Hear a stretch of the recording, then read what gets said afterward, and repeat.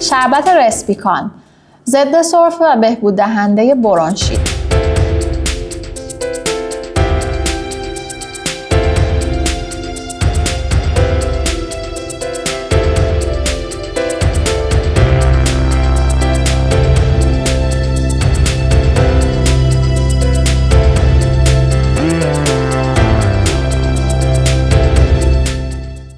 سلام، دکتر تبرسا هستم، مدیر مارکتینگ شرکت داروسازی نیاک. امروز اومدم خدمتتون یکی از داروهای پرمصرف این فصل که داروی ضد سرفه نیاک هست به نام رسپیکالمو براتون توضیح بدم.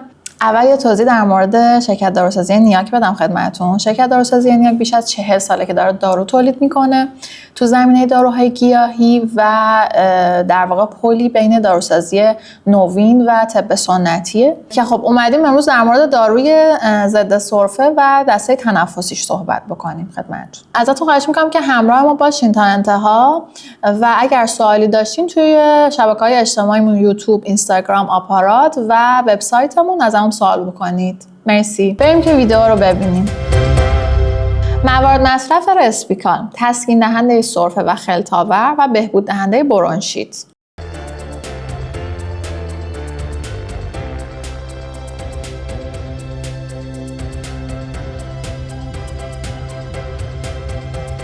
خب میخوام در مورد ترکیبات و مکانیزم اثر هر کدوم از اجزای این ترکیبات توی شربت رسپیکال براتون توضیح بدم. شربت رسپیکال از 2 گیاه آویشن و عشقه یا همون پیچک تشکیل شده. گیاه آویشن به دلیل دارا بودن ترکیبات تیمولی، فنولی و کارواکرولی که دارای خاصیت ضد التهابی، آنتی باکتریال و آنتی سپتیکه که در واقع یک درمان مؤثر برای مشکلات تنفسی مثل گلودرد، سرماخوردگی، برونشیت و پست کاف یا در اصطلاح سرفه هایی که بعد از سرماخوردگی ادامه پیدا میکنه میتونه داشته باشه.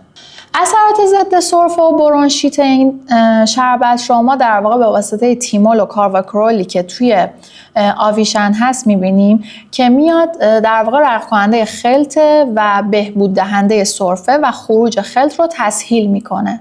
دومین ترکیب عصاره پیچکه که برای از بین بردن احتقان، برای افزایش خونرسانی و برای بالا بردن سیستم ایمنی به این ترکیب اضافه شده. اثرات ضد التهابی قوی این ترکیب به واسطه ترکیبات فروکومارینیه که خب اثرات ضد التهابی و افزایش دهنده سیستم ایمنی رو دارن و خواص ضد التهابی که داره التهاب مسیرهای تنفسی رو کم میکنه و در واقع یه نوع ریلکس کننده دستگاه تنفسی محسوب میشه. خواص آنتی باکتریال و آنتی ویروسی که این دوتا گیاه دارن باعث میشه که خب اون ویروس سرماخوردگی رو سرکوب بکنن و از رشد باکتری ها و ویروس ها جلوگیری بکنن. اثرات خلط‌آور این دوتا گیاه باعث پاکسازی و خروج خلط از دستگاه تنفسی میشه و تنفس رو بهبود میبخشه.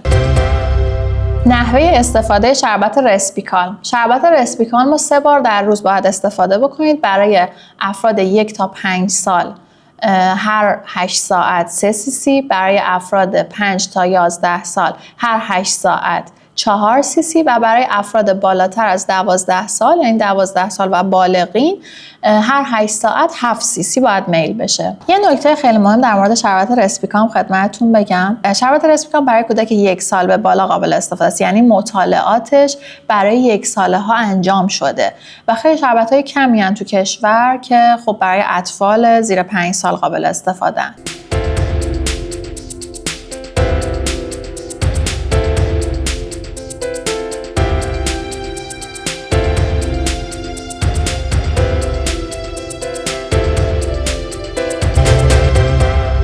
شربت رسپیکال موارد منع مصرف خاصی نداره و گزارش نشده. فقط کسایی که حساسیت به گیاه دارن و یا اسپاسمای گوارشی میگیرن خب باید با احتیاط استفاده بکنن و کسانی که الکلی هستن و مشکلات کبدی دارن و با ترکیبات الکلی کلا مکانیزم بدنشون مشکل داره و با احتیاط مصرف بکنن.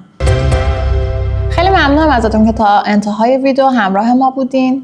سوالات خودتون رو میتونید توی اینستاگرام، یوتیوب، آپارات و تلفنی که توی وبسایت قرار داده شده بپرسین. راستی ممنون میشم حمایتمون کنید. خدا نگهدار.